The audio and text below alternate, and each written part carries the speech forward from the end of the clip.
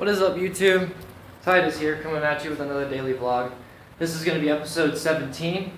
I don't think I'm going to make a super long video because it's super hard to get these things uploaded at school.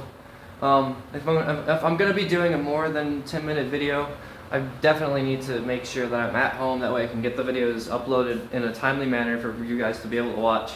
So if you're wondering why my uploads are coming up so late, one reason is because I'm on the West Coast, which means that I am waking up later than everybody else and doing everything in my day later than everybody else. Also, it means that school's different here and whatnot, but I think that's really mainly the only reason why I upload so late for you guys, and maybe that's why I'm not getting my viewership back that I used to have. But it's going to take time for me to do that. I realize that. The only reason why I'm concerned about about the number of people that are watching my videos is because the stuff that I've been talking about recently is important to me, and it means a lot to me, and I want people to be able to relate to it and to be able to connect to whatever I'm doing stuff about. So basically, whenever I'm here at school, it's just a mental process of trying to keep myself busy. That's mainly that's my main problem, is keeping myself busy because of my mind. You know, I talked about that yesterday. But having vlogs and whatnot to put up little video logs, video diaries, whatever you want to call it, it helps. It definitely does help. So on a positive note, my band will be working towards putting out our demo in a few months. I talked about that a while ago, but I didn't go into much detail. Maybe I should talk about why it's been such an issue the past couple of years putting out material. Number one, lineup changes. People that say that they're going to be down for a project and then they back out of it immediately or semi-immediately. You know, stuff like that's always going to happen at some point. There's also, let me think here. There's also the fact that the people in my band are in another band, and that's really annoying because I want to have a squad that's completely dedicated to one band.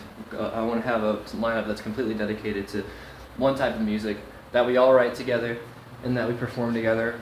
I mainly want to be in a band with people that are like me and have the same sort of musical interest and have the same sort of drive to do the kind of music that I want to do. You know, and we should all have a mutual agreement as to what kind of stuff we should be writing.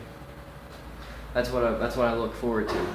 And the only issue with, I think the main issue with writing material is that everybody in my band has a different artistic background. Everybody has their own way that they grew up listening to music, and that's not necessarily the most helpful thing in the world whenever you're trying to create a certain type or anything. But it works out with our band, which is surprising because it's an amalgamation of lots of different types of music all blended into one, and it works for the most part, and I enjoy writing it, and I just want to be able to put out more technical and more musical stuff where they could be like, wow, these guys spend a lot of time practicing, or wow, these guys really have an idea and they should run with it. You know, that's the kind of stuff that I want to hear back from the people that listen to it.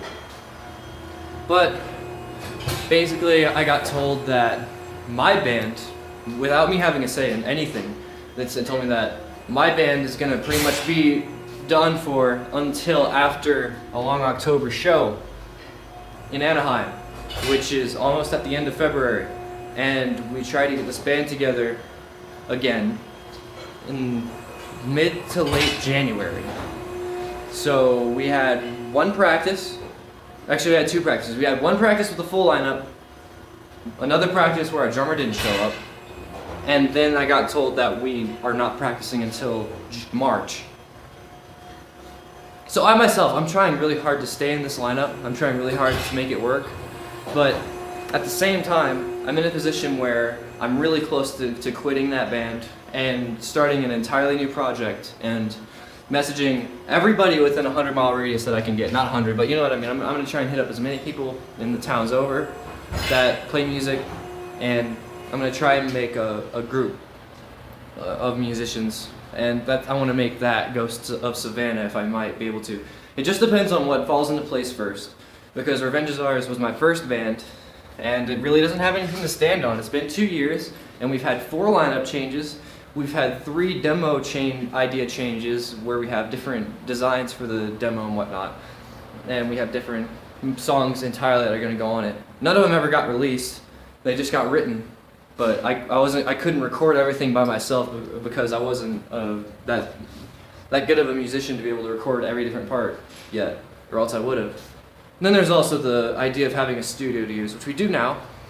It's funny how we have literally everything we need to get this done, but I'm the only one that wants to get anything done. It feels that way, and I know that they don't watch my videos and they don't follow me. But if they ever do get to watch this, I want to let you guys know, like, this is not how a band's supposed to work. I don't want to be in this band if you guys are in another band. Straight up, that's how it's going to be.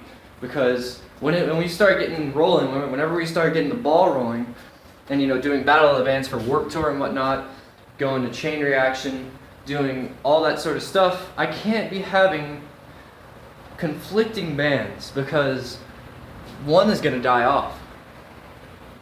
And I know it's not going to be mine, because Along October started way before I even showed up to this mountain. It started in middle school, I believe. These kids were 12 and 13 playing together. They grew up together. And I'm supposed to accept their ideas over mine because they usually enforce them in a way that I have no rebuttal. And if I try to rebut anything that they say, they will quit. And that's not a good group ethic. That's not teamwork. That's nothing. That's using your other band's legacy as a weighty hand to control me and what I'm trying to write and what I'm trying to do with my band.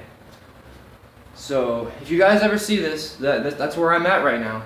I'm fine with waiting until March, but if something like this happens again, I'm done and I'm starting a new project.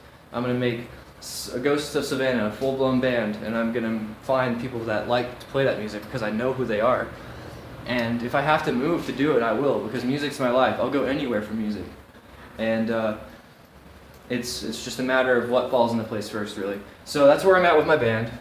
I wanted to take into account the fact that I haven't been uploading constantly, and the fact that I've been slacking online with my content.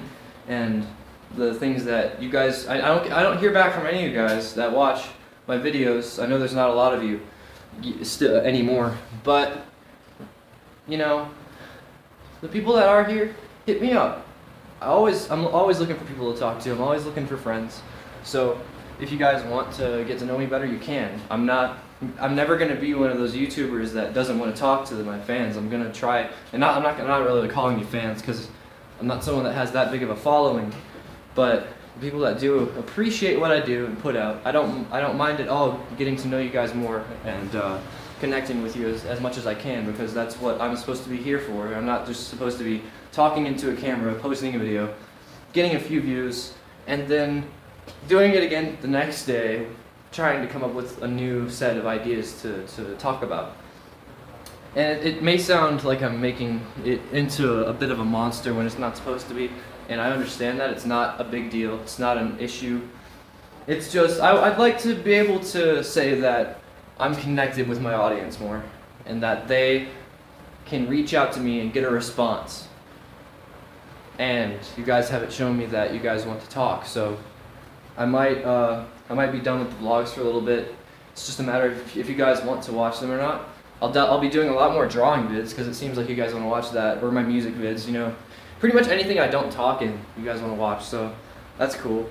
I'm just going to pretty much wrap up this video. I've talked about everything that I need to. There's no issues going on. I'm just here walking around because I have nothing to do, trying to keep my mind occupied, Any of you guys that are out there that are nervous people like me, you know how it is, always trying to stay busy. Always keeping your mind occupied and whatnot. For me, it's drawing and music, and eventually, sometimes skating. I tried to get good at skating, but then I hurt myself, and it's hard to get good at skating. Honestly, I think that's like one of the hardest things to do is be a skateboarder. I don't know how you guys can learn so fast. Maybe you started when you were a kid or something. I started when I was 11, but then I never tried to learn tricks or anything. I could just roll around and push off. And then I quit until I was 13, and I started again. And I didn't really start learning tricks until I was like 14 or 15. I was able to ollie, and now I can do like pop shove-its, and I've always been able to do a little like Casper flip, like an underflip or whatever, not like advanced, but the one where, I can't explain it, only skaters know what I'm talking about with that move.